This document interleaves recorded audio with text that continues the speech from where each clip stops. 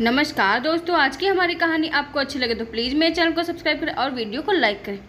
अरे ये कुंती की बहू को क्या हो गया? कैसा हुलस हुलस कर नाच रही थी।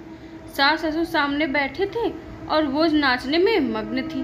चलो नाचो तो नाची, पर गाना भी तो था। सास गारी देवे, देवर जी समझा लेवे, ससुराल गेंदा फूल। अभी अभी किसी रिश्तेदार की शादी से वापस आई निर्मला जी तिलमिला रही थी। आगे अपनी बहू गरिमा से बोली, अब तू ना नाचने बैठ जाना, मुझे पता है कितने अरमान है तेरे अपनी बेटी नीरू की शादी में नाचने का। गरिमा ने उन्हें चाय दी और कहा, माँ मैं आपकी बात हमेशा मानती हूँ, तो अब आप भी मानूंगी। 80 साल की निर्मला के 3 बच्चे थे, 2 लड़कियाँ और 1 लड़का। उनके पति रविंद्र जी की अकस्मात मृत्यु तब हो गई थी जब तीनों बच्चे बहुत ही छोटे थे। उन्होंने खेती बाड़ी घर बार सब संभालते हुए तीनों बच्चों की परवरिश बहुत ही प्यार और अनुशासन से की थी। इसीलिए तीनों बच्चे अपनी माँ के खिलाफ कभी नहीं जाते थे। दोनों लड़कियों का विवाह निर्मला जी ने बराबर के परिवार में किया था, क्योंकि उनका मानना था कि एक जैसे परिवार में पले बच्चे जल्दी ही आपस में सामंजस्य बिठा लेते हैं और उनकी गृहस्थी आराम से चलती है।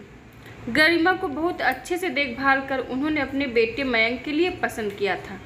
निर्मला जी को पोते की बहुत चाह थी, पर विवाह के 10 साल बाद उनकी पोती नीरू का जन्म हुआ तो उन्होंने नीरू का दोनों हाथों से खुले दिल से स्वागत किया था। बहुत लाडली बन गई थी नीरू अपनी दादी की।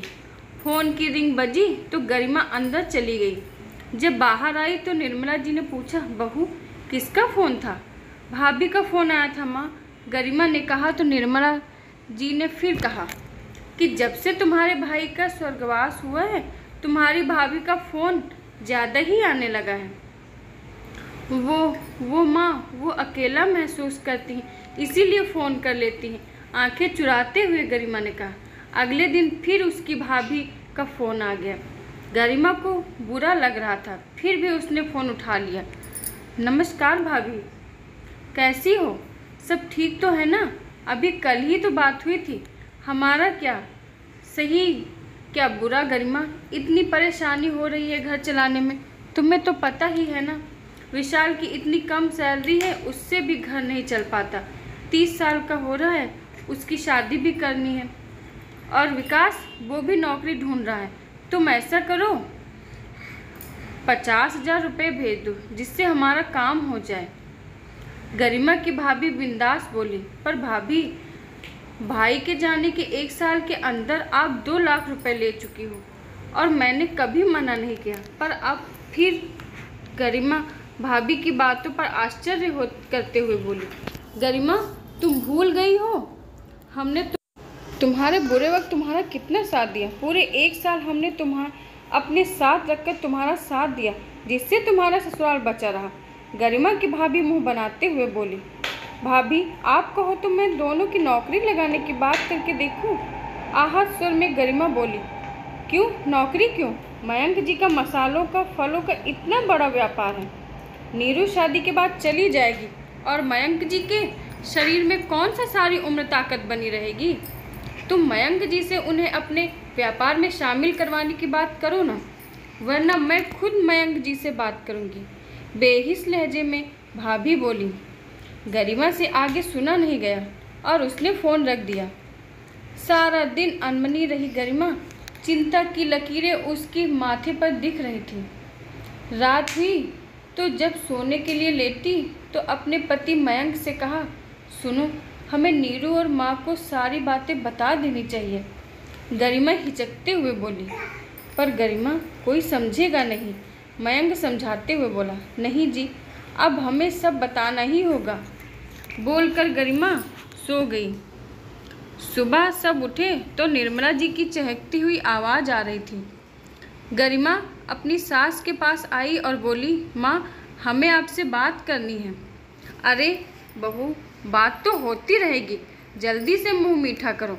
अपनी नीरू के लिए एक बहुत ही अच्छा रिश्ता आया है। मेरी बहन आशा का सब देखा भला है। उत्साहित होते हुए निर्मला जी बोली। तभी दरवाजे की घंटी बजी। गरिमा ने दरवाज़ा खोला तो उसका बड़ा भतीजा विशाल खड़ा था।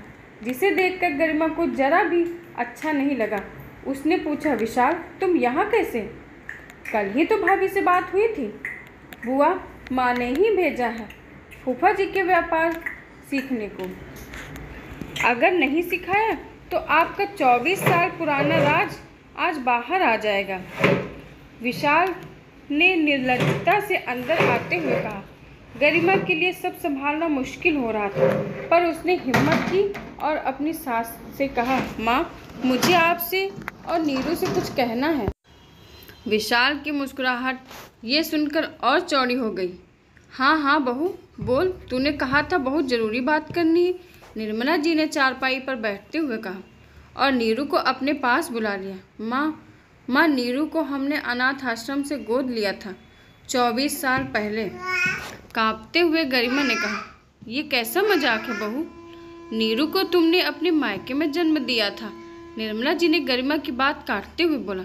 नहीं माँ, जब 10 साल तक हमारे घर संतान नहीं हुई तो तुमने गरिमा को कितना प्रताड़ित किया था, मुझ पर दूसरे विवाह का कितना दबाव डाला था। माँ, मैं आपकी बात टाल नहीं सकता था और ना ही गरिमा के साथ नाइंसाफ़ी करना चाहता था। इसीलिए मैंने ही ये उपाय सुझाया था, क्योंकि तुम बच्चा गोद भी नहीं लेने दे रही थी।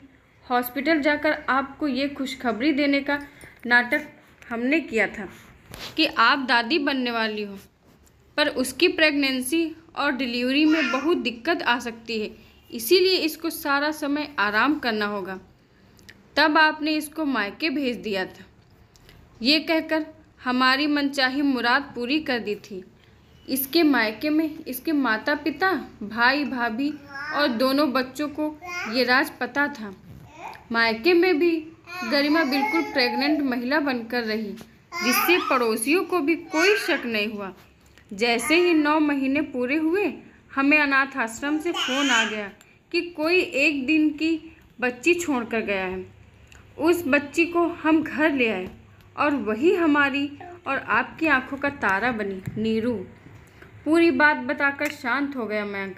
अब गरिमा और मयंक नीरू को देख रहे थे। गरिमा बोली, बेटिया तुमने हमारी सूनी जिंदगी खुशियों से भर दी। अगर कहीं कोई कमी रह गई हो तो हमें माफ़ कर देना, पर तुम्हें कभी भी लगा हो कि हमारी ममता कम थी या किसी और बात में।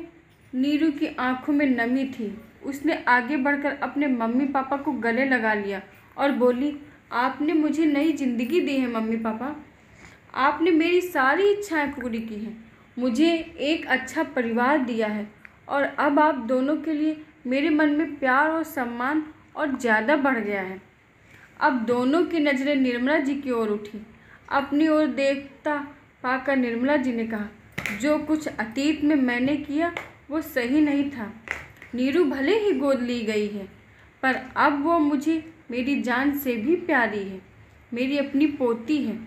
गरिमा ने कुछ दूर खड़े विशाल को देखा तो वो झेंपता हुआ बाहर निकल गया। माँ, पापा और भाई के जाने के बाद से उसके इसी राज को लेकर भाभी 1 साल से लगातार उसको ब्लैकमेल कर रही थी, पर अब जब उनकी निगाहें पति की मेहनत से बनाए व्यापार पर लगी तो उसने सच खुद बताने का फैसला कर लिया था। सच तो वो पहले भी बताना चाहती थी, पर मयंक उसको हमेशा रोक लेते थे। आज भाभी और विशाल की गंदी नज़र उसके घर के प्यार की दीवार को भेद नहीं पाई। इसका आभार वो बार बार ईश्वर को दे रही थी। आशा करती हूँ दोस्तों आपको हमारी कहानी पसंद आई होगी। धन्यवाद।